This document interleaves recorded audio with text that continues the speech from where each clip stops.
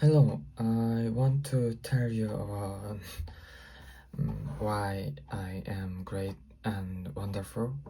Uh,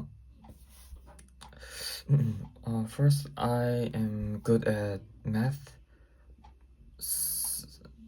When I was in middle school, I often teach my friends to solve the math problem, and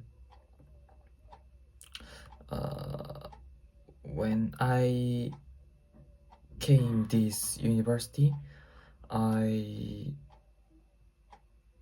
am test on math exam, and my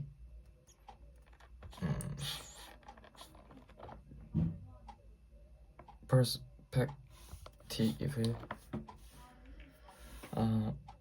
my advantage is when I was doing something, I do my best. So I concentrate on that problem. I do my best to solve the problem. Bye.